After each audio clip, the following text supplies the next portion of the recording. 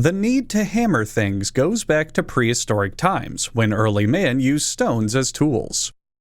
The modern hammer evolved from those first crude implements.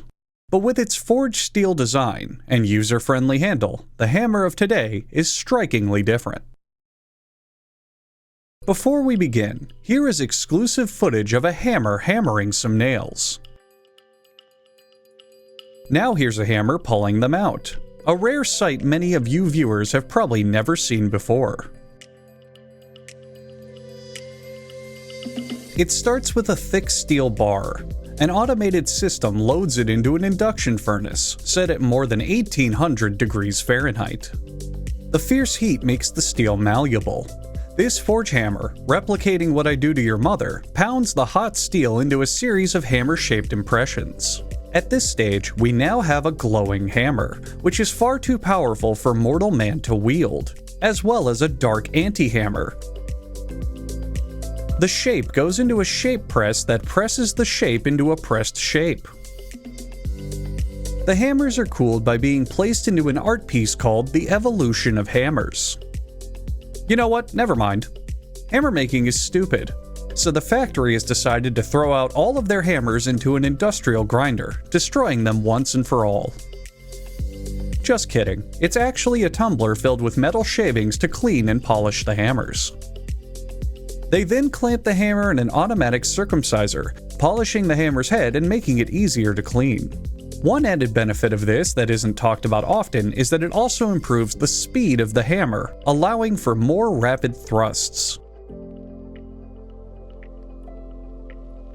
Now, the milk from the previous segment about cheese is used to lubricate the hammer while ridges are carved into the hammer's head.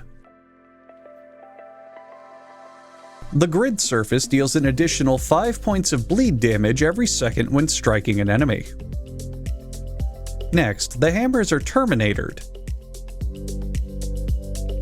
and then quickly rescued before any of them create a time paradox. Then it's off to a nice safe cooling dip in the— oh my god, oh Jesus! What the fuck just happened? Now it's time for another polish.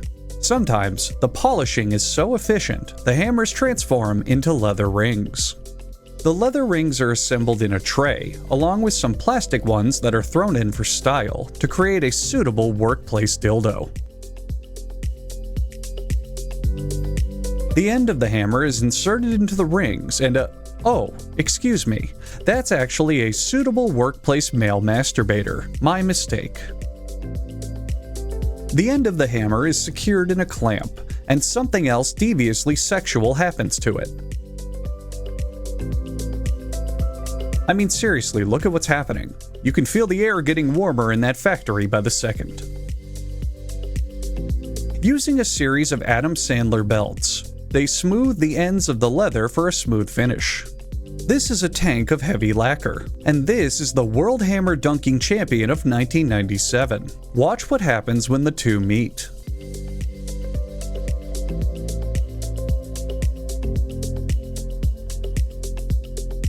Amazing. Anyway, when the lacquer dries, it'll give the hammer a tough, sleek finish. For a different kind of handle, they pour liquid blue inside this robotic male masturbator, which will eventually trap a nearby horny robot, who will then be exploited to make a superior hammer handle in exchange for his freedom of his robot genitals. The next morning, the excess cheese created by the mold is grinded off and thrown in the garbage.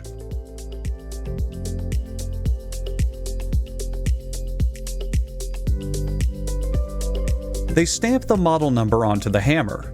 This is the 20th hammer ever built. Then it's on to the Hammer Ballet, where an interpretive dance version of The Evolution of Hammers is being performed. It's exceedingly boring.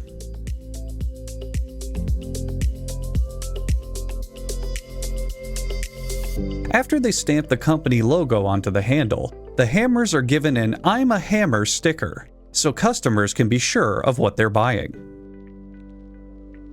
After all, there's some very confusing screwdrivers out there.